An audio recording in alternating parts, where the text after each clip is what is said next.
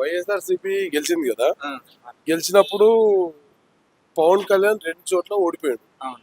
అప్పుడు బీజేపీతో కూడా టైప్ ఉంది, కానీ అప్పుడు ఈవెంట్ ట్యాపింగ్ లేదు, టీడీపీ కూడా గెలవలేదు.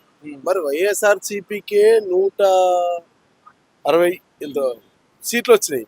అప్పుడు ఈవీఎం ట్యాపింగ్ అని ఎవరు టాపిక్ చంద్రబాబు నాయుడు తీయలే, పవన్ కళ్యాణ్ తీయలే, మోడీ తీయలే.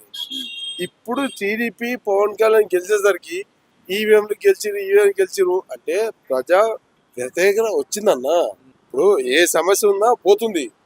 రోడ్లు గిడ బాగుంది బాగలేవని అంటే రోడ్లు వేస్తుండు, అదొకటి.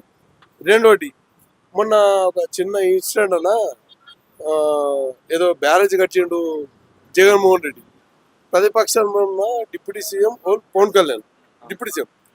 ఆయన ఏమన్నా అంటే ప్రతిపక్షం గురించి పొగడొద్దు, ఆయన హోదా కాదు, కానీ ఆ ధైర్యం ఏం చేసిండు పవన్ కళ్యాణ్. ఇది కట్టాలంటే ధైర్యం కావాలి, ఇది జగన్మోహన్ రెడ్డి ధైర్యం చేసిండు, సరిపోదన్నా నిజాయితీ. మళ్ళీ ఒకటి, ఒక మా విజయవాడలో మహిళ అయితే సరిపోతే హోంశాఖ మంత్రి ఆమె ఉన్నది, అనిత ఉన్నది.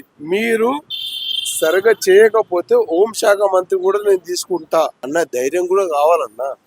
అంటే తీసుకుంటా అంటే సరిపోదు కదా, ఇవ్వాలి కదా చంద్రబాబు నాయుడు గారు. అన్న తీసుకుంటానంటే ఇద్దరిని ఇచ్చి వార్నింగ్ ఇచ్చి మీరు కరెక్ట్ న్యాయం చేయకపోతే నేను రంగంలో దిగుతా అని ఒకటి. మొన్న రీసెంట్ గా పవన్ కళ్యాణ్ ఏడికి పోయినా కూడా బ్రహ్మాండం పడుతుంది తప్ప ఎవరు నెగిటివ్ పాజిటివ్ మాట్లాడతలే. మొన్న నా యూట్యూబ్ లో చూసిన వాళ్ళు ఏమన్నారంటే, నేను 5 సంవత్సరాల పాలనలో నేను సరిగ్గా చేయకపోతే నన్ను ఓడించండి, నన్ను గెలిపియకండి, అయినా నేను మీ ప్రజాసేవకు అంకితం. ఎవరు ఇప్పటిదాకా ఎవరు చెప్పిరన్నా, ఎవరు చెప్పలే కదా. అంటే పవన్ కళ్యాణ్ గురించి అని చెప్పలే, చంద్రబాబు నాయుడు కూడా అదే సిద్ధాంతం. కానీ అన్న టెక్నాలజీ పెడుతుంది, యూట్యూబ్లు పెడుతున్నాయి, ప్లస్ మన ఒకప్పుడు రాజకీయం అంటే ఏందా అనేది, ఇప్పుడు రాజకీయం అంటే ఇంత పిల్లలు అడిగే చెప్తాం. కానీ ఓంట్ ట్యాంపరింగ్, అదే ఏవిఎం ట్యాంపరింగ్ అన్న విషయం, అది 100కు 100% తప్పు.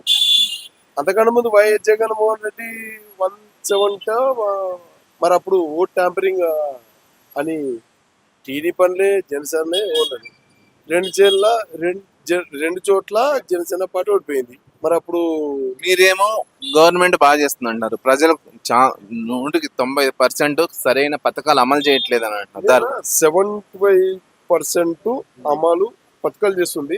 అనేక టైం ఉందన్న, గెలిచింది మొన్ననే, ఆల్రెడీ 7 months గడిచిపోయింది కదా, 8 months.